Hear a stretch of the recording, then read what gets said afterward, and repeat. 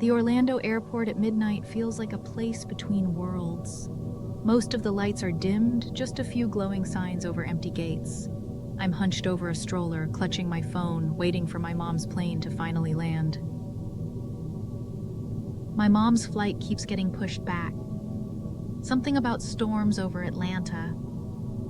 I keep refreshing the arrivals board, but the numbers just flicker and stall. My fiancé, Luis, is slumped in the seat next to me, half asleep, one hand resting on our daughter's stroller. It's past 11 now. The terminal is nearly deserted, just the hum of vending machines and the occasional echo of a cleaning cart down the hall. I'm not tired, though. I'm jittery, nerves buzzing from too much coffee and the anticipation of seeing my mom again after months apart. My stomach twists. I need to use the restroom. I nudge Luis. He mumbles, barely opening his eyes, and I tell him to keep a hand on the stroller. Our daughter's asleep, her tiny fists curled up near her cheeks. I step away, shoes squeaking on the polished floor. The women's bathroom is down a side corridor, past a row of vending machines and a shuttered newsstand. The air feels colder here, like the AC is set too low, or maybe the place just doesn't want to be awake this late. The bathroom door is propped open with a wedge. I step inside and the sound changes instantly. Everything is echoey, like I've walked into a tiled cave. Every stall door is wide open, swinging gently as the air kicks on. It's silent, not just quiet, dead, like the sound's been sucked out of the room. I check every stall as I walk past, just a habit, making sure I'm alone. My nerves are on edge, but there's nothing. No feet, no bags, just that faint chemical tang of cleaning spray. I pick a stall at random, close the door behind me, and sit. I listen for footsteps, for anything, just in case. But it stays silent, so quiet I can hear the hum of the lights overhead. When I'm done, I head to the sinks. The mirror stretches the whole length of the wall, reflecting the empty stalls behind me. I keep my eyes down, focusing on my hands as I scrub away the sticky feeling of travel and nerves. It's still just me, at least that's what I think. I get this weird prickly sensation, like someone's watching me. My hands are under the water, but my heart is thumping and I can't explain why. I try to brush it off, thinking maybe it's just the caffeine or the emptiness of the place. Without thinking, I glance up. In the mirror, there's a shape. No, a woman, standing right behind me. She's close enough that I can see the wild mess of gray-black hair around her face, the oversized sweater hanging off her frame, the way her eyes seem too dark, too deep. We lock eyes in the glass. She's so close I can feel her breath, almost touching my shoulder.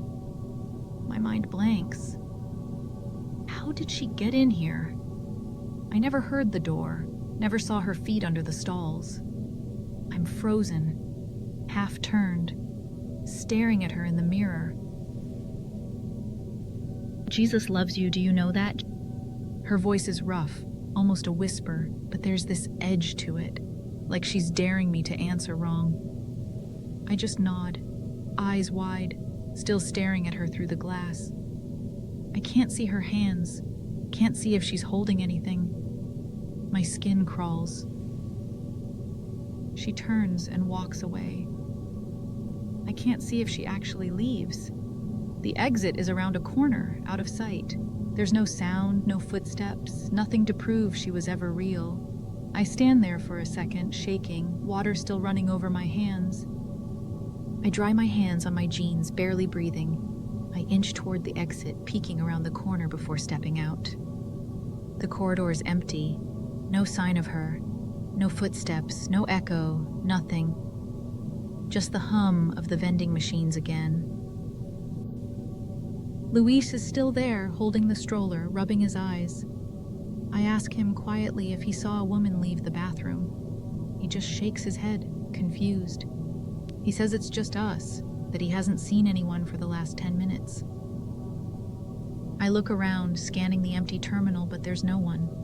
Not even a janitor or a late passenger. The only movement is the flicker of the arrivals board and the soft, distant whir of the escalator. I try to shake it off, but my hands are still trembling. I keep glancing over my shoulder, half expecting to see that wild hair, those eyes, somewhere in the shadows. Louise tries to reassure me, but I can't let it go. The way she said it, like she was warning me or maybe threatening me, I can't decide which. Even now, years later, I can still see her in the mirror. Gray hair, eyes like a bruise, sweater swallowing her shape. I never figured out how she got in or if she ever really left. Sometimes when I'm in a public bathroom alone, I catch myself checking the mirror twice. I guess some faces just stick with you. I haven't seen her since, but that night the bathroom didn't feel empty. Not really. And I don't think it ever will.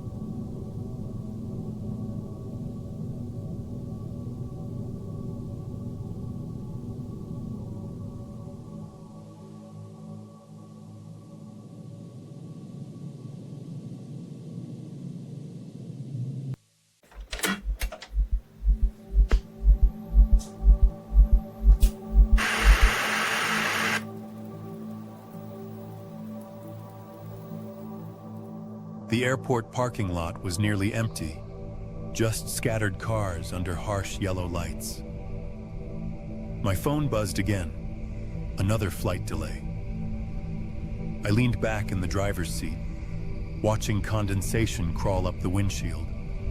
The air inside the car felt stale, and every so often, a gust of wind rattled the sign above the exit gate.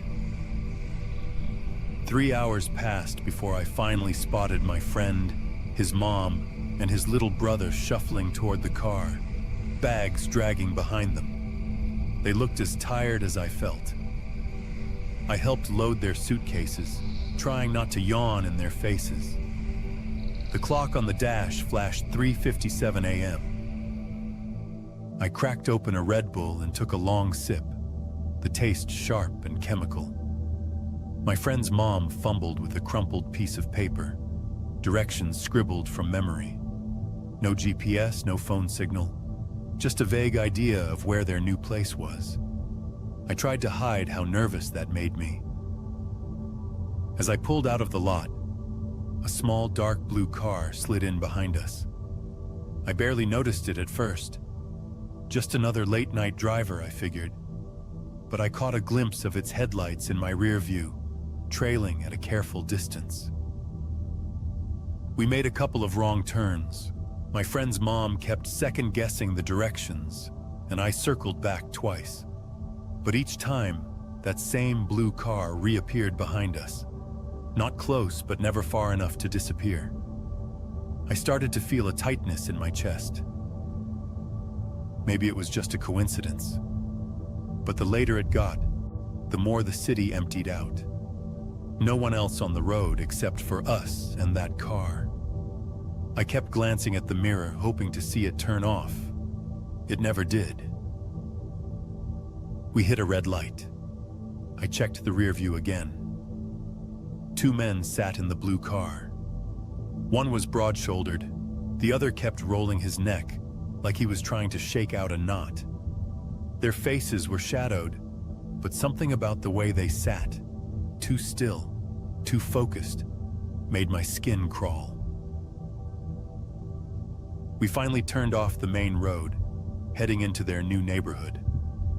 The streetlights thinned out, replaced by flickering porch bulbs and broken fences. The blue car followed, its headlights cutting through the dark like a warning. I couldn't keep quiet anymore. My friend and his mom had nodded off, but I raised my voice just enough to wake them. I told them what was happening, how that car hadn't left us since the airport. My friend shrugged, half asleep, and his mom just told me to keep driving. But I couldn't shake the feeling that something was about to go wrong. We rolled up to a stop sign. The blue car slowed behind us. I gripped the wheel, heart thudding. I said, almost joking, "Hold on to your butts." But my hands were shaking. When the coast was clear, I floored it. I tore down the street, taking random turns, weaving through the grid of houses. The blue car tried to keep up, its engine whining as it matched my moves. Every time I glanced back, those headlights were right there, jittering with every pothole. A car pulled out from a side street, forcing the blue car to brake hard. I used the gap, flooring it and taking 2 quick turns. For a moment, I couldn't see their headlights anymore. My hands ached from gripping the wheel so tightly. I ducked into a random driveway, killed the engine, and shut off the lights. We sat in the dark, barely breathing. The only sound was the ticking of the cooling engine and the distant hum of a street lamp. A minute later, the blue car roared past, engine straining. My friend's mom whispered for me to just go home, but I shook my head. I needed to be sure. The car circled back, this time faster, engine echoing down the empty street. We all shrank lower in our seats. I counted the seconds until the sound faded. Only then did I turn the key and creep out of the driveway, taking a different route to the house. We finally reached their place, a run-down rental with peeling paint and a crooked mailbox. I helped them haul their bags inside, glancing over my shoulder every few seconds. The street was quiet, but the silence felt staged, like someone was holding their breath just out of sight. They collapsed onto the worn-out couch, barely mumbling a thank you. I couldn't bring myself to leave. Instead, I sat by the window, watching the street for any sign of headlights or movement. The hours crawled by, the sky slowly shifting from black to a washed-out blue. At 8, I finally stood up, legs stiff, eyes gritty. The street was empty, washed clean by morning light. I slipped out quietly, locking the door behind me. My car felt colder than before, but at least the blue car was gone. I drove home with the windows cracked, letting the morning air sting my face. The city was waking up, but I couldn't shake the feeling that something had been left unresolved. I don't owe my friend any more favors, and I don't drive through that neighborhood anymore. Not if I can help it.